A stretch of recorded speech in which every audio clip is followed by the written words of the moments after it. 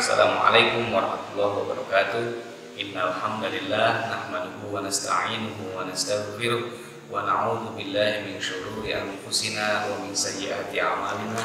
May yahdihillahu fala mudilla lahu wa may yudlilhu fala hadiya lahu.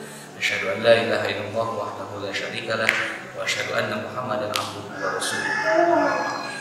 Allahumma shalli wa sallim wa barik ala Muhammad wa ala alihi wa sahbihi ajma'in.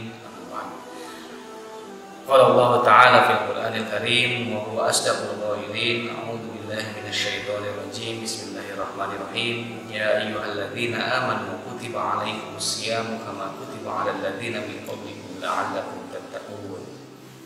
Shadaqallahul 'azim.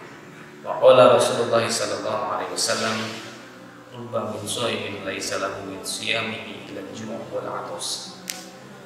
Hadirin yang sama-sama mengharapkan ridho dari Allah Subhanahu wa taala, pertama marilah kita panjatkan puji serta syukur kita kepada Allah yang alhamdulillah dalam kesempatan kali ini Allah masih memberikan kita nikmat, terutama nikmat iman dan Islam, sehingga kita mampu diberikan kekuatan oleh Allah untuk melaksanakan ibadah puasa di tengah-tengah memang kita telah diuji bangsa Indonesia ini dengan berbagai macam ujian, diantaranya yaitu dengan munculnya virus corona yang memang membuat ibadah puasa kita sedikit terganggu kekhusyuannya, membuat ibadah kita tidak seperti di tahun-tahun sebelumnya. Mudah-mudahan virus ini cepat berlalu, amin ya Allah ya Allah. Salawat serta salam tak lupa kita curah limpahkan kepada junjungan kita Habibana wa Nabiyana wa Maulana Muhammad sallallahu alaihi wasallam, serta kepada para keluarganya, sahabatnya, dan mudah-mudahan kepada kita serta umatnya, amin ya Allah ya Rabbal alamin. Baik, yang hadirin yang dirahmati oleh Allah, terima kasih kami ucapkan kepada tim LSMPK yang telah memberikan kesempatan kepada saya untuk memberikan materi terkait nilai-nilai puasa yang diimplementasikan dalam kehidupan sosial. Hadirin yang dirahmati Allah, perlu kita ketahui bahwasanya puasa bagi setiap muslim itu hanya akan bermakna sebagai sebuah ibadah manakala melahirkan pencerahan perilaku. Sebagaimana yang disabdakan oleh Rasulullah SAW, kam min shaimin laisa lahu min siyamihi illa al-ju' wal 'atas. Banyak orang yang berpuasa tetapi puasanya itu hanyalah lapar dan dahaga. Logika yang terkandung dari pesan Nabi ini bahwasanya puasa itu ya, yang ditunaikan jika hanya sekedar memenuhi sesuatu hal yang rukun fisik dan biologis itu sama sekali tidak memberikan garansi apapun jika tanpa secara reflektif dibarengi dengan pemaknaan rohaniah yang melahirkan pencerahan konstruktif dalam perilaku keseharian. Suatu kali hadirin yang dirahmati Allah, di bulan Ramadan Rasulullah SAW menegur seorang perempuan yang tengah memaki hamba sahayanya. Kemudian seorang perempuan itu ditegur oleh Rasulullah karena memaki hamba sahayanya dengan mengatakan, Rasulullah bersabda kepada wanita itu, pemilik hamba sahaya itu, makanlah roti ini, kata Rasul. Kemudian si perempuan itu menjawab, mana mungkin ya Rasul saya memakan roti itu, padahal saya ini sedang berpuasa, kata wanita itu. Kemudian Rasul pun menugas dengan bijak, mana mungkin engkau berpuasa padahal engkau caci maki hamba sahayamu. Puasa itu berdasarkan cerita itu, puasa itu bukan hanya sekedar menahan diri dari makan, minum, dan juga pemenuhan hasrat biologis. Bukan hanya itu. Puasa yang hakiki adalah menahan dari segala gelora nafsu-nafsu buruk yang memang menimpa dalam diri aku. Dalam konteks yang lebih luas, puasa itu adalah perubahan dan pencerahan perilaku individual. Si shaim atau orang yang berpuasa itu mesti berbanding lurus dengan transformasi pada perubahan dan pencerahan kehidupan sosial kolektif. Pada arah horizontal ini, puasa akhirnya mampu menjadi penuh makna. Puasa akan menjadi hampa tanpa makna jika ia belum mampu melahirkan kesolehan sosial. Hadirin yang sama-sama dirahmati oleh Allah, Imam Al-Ghazali membagi tingkatan orang yang berpuasa kepada 3 tingkatan. Yang pertama yaitu tingkatan orang puasa yang orang awam, puasa orang awam. Puasa orang awam apa itu puasa orang awam? Puasa orang awam itu adalah puasa yang ditunaikan hanya sekedar menahan diri saja. Menahan diri dari lapar, menahan diri dari haus, menahan diri dari berhubung atau menuhan biologis lainnya. Itu puasa orang awam. Yang kedua, puasa bagi orang yang khusus, yakni bukan hanya menahan lapar dan dahaga dan pemenuhan hasrat biologis saja, tetapi juga menahan pendengarannya, penglihatannya, segala sikap dan perilakunya, itu mencoba untuk menjauhkan diri dari perbuatan dosa atau perbuatan maksiat. Yang ketiga adalah puasa orang yang super khusus. Puasa orang yang super khusus itu selain dia menahan diri dari lapar dan haus, selain dia menahan dari perbuatan dosa, dia juga berupaya senantiasa hatinya untuk senantiasa mendekatkan diri kepada Allah. Berpuasanya itu semata-mata hanya untuk mendapatkan ridho dari Allah Subhanahu wa Ta'ala. Hadirin yang dirahmati Allah, berdasarkan kategorisasi Imam Al-Ghazali terkait dengan orang yang berpuasa tersebut, itu menjadi bermakna. Artinya apa?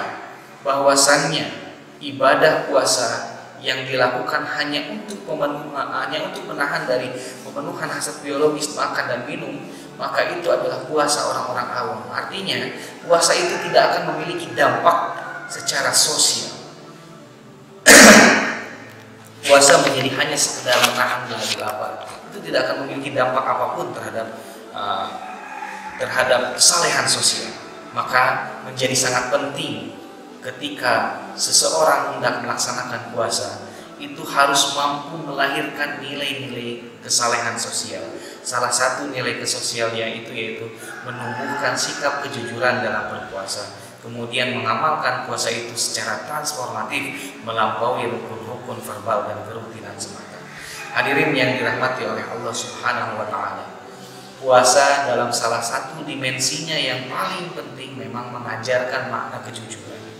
Puasa merupakan ibadah penting yang paling masif, ibadah batin yang paling masif. Tidak sebagaimana ibadah-ibadah yang lainnya dalam Islam. Batas antara orang yang sedang berpuasa dan orang yang tidak berpuasa menjadi semakin tipis, bahkan tidak mudah untuk dideteksi. Orang yang berpuasa dapat dengan leluasa berkumur sambil menelan setetes air segar ke dalam kerongkongannya tanpa diketahui sedikit pun oleh orang lain. Doping ringan seperti itu hanya bisa disadari dan diketahui oleh dirinya sendiri dan oleh Allah Subhanahu wa Ta'ala. Hanya Allah dan dirinya dan diri si shaim itulah yang benar-benar mengetahui kejujuran atau kecurangan dalam menjalankan ibadah puasa. Pesan untuk memelihara roh dan perilaku kejujuran sungguh menjadi sangat bermakna secara substansial dalam kehidupan keberagaman ini untuk ketahanan kehidupan kita saat ini. Suatu kali Rasulullah SAW didatangi oleh seorang pezina, seorang wanita yang seorang wanita yang senantiasa menjual dirinya. Kemudian dia ingin betul-betul bertobat. Kemudian Rasulullah SAW pun memberikan satu kunci agar tobatnya diterima, yaitu perempuan itu agar senantiasa jujur dan tidak bohong. Satu syarat yang memang kelihatan sangat ringan untuk sebuah pertobatan yang besar, tapi ternyata syarat demikian itu tidak mudah, hadirin yang dirahmati oleh Allah Subhanahu wa Ta'ala. Sehingga si pezina itu memerlukan sebuah proses pergumulan yang sangat besar. Jika ia tetap berzina secara sembunyi-sembunyi dan berbohong kepada Rasulullah SAW, berarti ia tidak bersungguh-sungguh untuk bertaubat kepada Allah Subhanahu wa Ta'ala. Akhirnya si pezina itu pun mengakhiri perbuatannya yang rusak itu dan kemudian benar-benar bertaubat dengan penuh penghayatan. Pada saat ini, hadirin yang dirahmati oleh Allah Subhanahu wa Ta'ala, kesadaran untuk menumbuhkan roh kejujuran sebagai dimensi reflektif dari ibadah puasa kiranya perlu dikembangkan sebagai bagian dari religiusitas kehidupan kita. Mula-mula pada tataran individual terlebih dahulu, kemudian diperluas lagi ke wilayah pemaknaan puasa dan ibadah-ibadah yang lainnya untuk membangun mozaik kejujuran di dalam kehidupan kita. Sebab dalam kehidupan aktual kita saat ini memang masih banyak masih banyak bermunculan berbagai macam peragaan atau pertunjukan kepalsuan sebagai musuh utama kejujuran dalam banyak lingkup kehidupan. Bahkan diorama kepalsuan saat ini, hadirin yang dirahmati oleh Allah, telah berlangsung sedemikian transparan dan merasuk ke dalam wilayah-wilayah yang bersifat struktural. Hadirin yang sama-sama mengharapkan ridho dari Allah Subhanahu wa Ta'ala, manakala kepalsuan dan dislokasi perilaku telah menjadi satu lakon umum dalam kebanyakan lingkungan kehidupan di negeri ini, dan kini kaum muslimin memasuki ibadah puasa Ramadan sebagai bagian dari manifestasi keberagaman yang kafah, sungguh merupakan satu cermin rahmatan lil alamin jika kita mampu untuk mentransformasikan fungsi profetik religiusitas kita dengan membangun makna kejujuran dalam kehidupan kita bersama. Sebuah agenda sublimatif yang memang tidak ringan, hadirin yang dirahmati oleh Allah, yang memerlukan puasa dan penunaian ibadah-ibadah yang lainnya yang bersifat lahir dan batin, yang mampu menggerakkan secara radikal perubahan perilaku ke arah pencerahan yang lebih baik, sehingga akan melahirkan kesalehan individu yang berbanding lurus dengan kesalehan sosial. Mudah-mudahan kita bisa memanfaatkan momentum Ramadan ini untuk membangun mozaik kejujuran dalam kehidupan kita, sehingga selepas Ramadan nanti akan mampu melahirkan kesalehan individu dan juga kesalehan sosial, sehingga kepedulian terhadap sosial yang lainnya pun akan semakin meningkat. Mudah-mudahan apa yang disampaikan oleh saya ini bermanfaat bagi semuanya, dan mudah-mudahan apa yang telah disampaikan ini bisa bermakna bagi saya untuk mengingatkan bagi saya sendiri dan umumnya bagi jamaah sekalian. Terima kasih atas kesempatan yang diberikan. Billahi taufiq wal hidayah. Wassalamualaikum warahmatullahi wabarakatuh.